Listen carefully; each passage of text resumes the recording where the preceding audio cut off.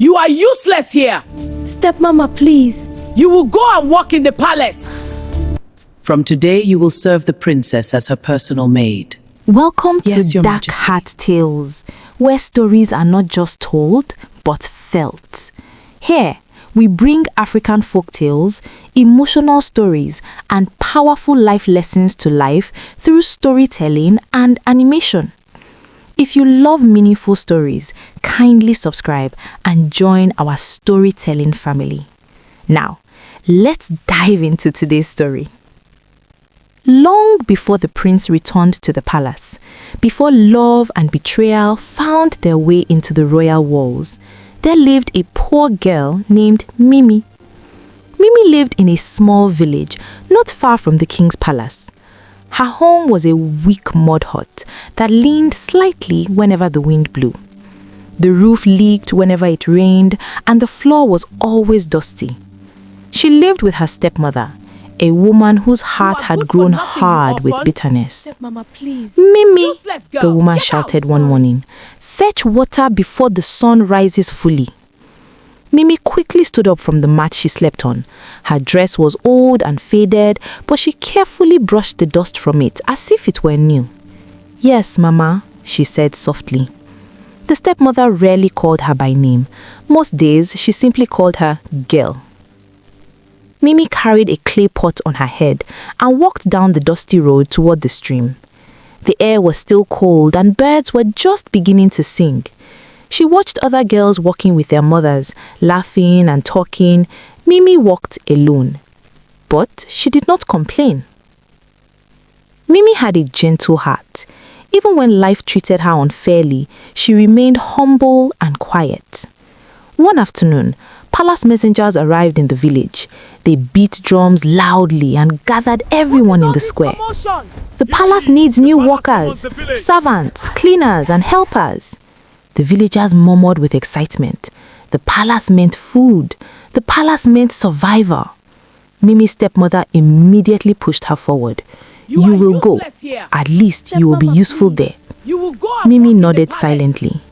That night, she barely slept. The palace was a place she had only heard about in stories. The next morning, Mimi walked toward the palace with several others from the village. The palace gates were enormous, carved with royal symbols. Guards stood tall and serious. Inside, the palace felt like another world. Shining floors, tall pillars, colorful fabrics, and servants moving quickly in every direction. Mimi kept her head down. Always down. Days later, something unexpected happened. The Queen Mother was walking through the palace hallway when she noticed Mimi quietly cleaning the floor. Unlike the other servants who whispered and laughed while walking, Mimi walked in silence. Girl, the Queen Mother called. Mimi immediately knelt. Yes, Your Majesty. Lift your head. Mimi hesitated but obeyed. The Queen Mother studied her face. You will serve as the princess's personal maid. Mimi's eyes widened in shock. That decision changed her life, but not in the way she expected. Serving the princess was difficult. The queen did not like Mimi from the beginning. She walks like a shadow, she once said coldly. I do not trust quiet people. From that day, Mimi's suffering in the palace truly began. Some nights, Mimi slept hungry because the other maidservants ate all the food before she arrived. Some days, she was accused of stealing small items she had never seen before. Other times, she was made to do the work of 3 servants. Still, Mimi remained humble. Still, she kept her head down. Among the palace servants, there was only one person who showed her kindness. Her name was Amara. Amara worked in the royal laundry area. She often shared food with Mimi when she could. You must be strong, Amara would say. Palace life is not easy. Mimi smiled. Thank you, she would reply softly. Amara became Mimi's only friend in the palace.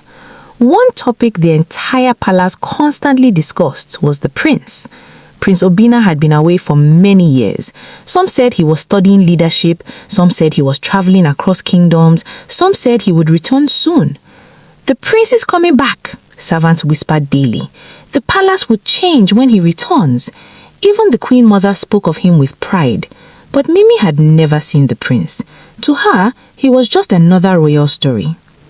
One evening, after a long day of work, Mimi sat alone in the palace courtyard. The moonlight touched the stone floor gently. She looked up at the palace towers and wondered if life would ever be kind to her. Inside the palace, laughter echoed from the dining hall. Mimi hugged her knees quietly.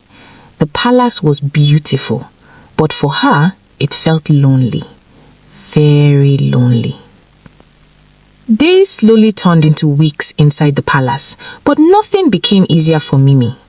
Every morning before sunrise, she woke up when the rooster in the palace garden crowed. The other servants often pretended to still be asleep, so Mimi would do most of the early chores. She fetched water from the palace well, swept long corridors, and cleaned the princess's room before anyone else woke up. The palace was beautiful, but to Mimi it felt like a place that she did not belong. The stone floors were always cold under her feet. The tall palace pillars seemed to watch her every movement. Even the walls, decorated with royal carvings, reminded her that she was just a servant. One morning, while cleaning the princess's jewelry table, the queen suddenly entered the room. "What are you doing there?" the queen demanded sharply. "I am cleaning, Your Majesty," Mimi replied, her voice soft. The queen walked closer, inspecting the table carefully, as if expecting something to be missing. "You village girls cannot be trusted," she said coldly. Mimi lowered her head and said nothing. Even when she did nothing wrong, she was treated like a thief. Later that day, some of the servants began whispering again. "A gold hairpin is missing," one said. "I saw Mimi near the princess's room this morning," another added. Mimi's heart pounded when she heard her name. She wanted to speak, to defend herself, but fear held her voice down. She stood quietly until the princess herself entered the room holding the missing hairpin. "I left it in the garden," she said casually. The servants quickly became silent, but no one apologized to Mimi. Amara later found Mimi washing plates behind the kitchen. "Don't mind them," Amara said gently. Mimi forced a small smile.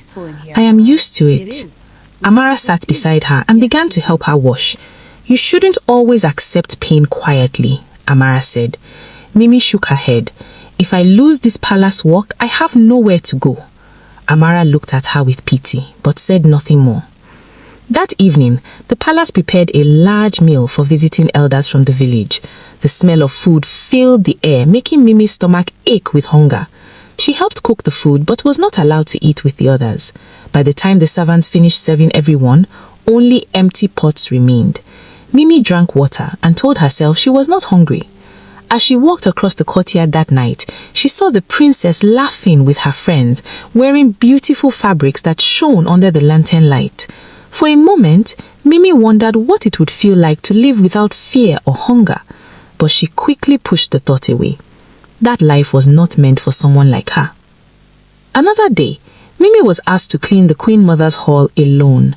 The hall was large, filled with royal stools, carved wooden statues, and ancient drums that told stories of the kingdom's past.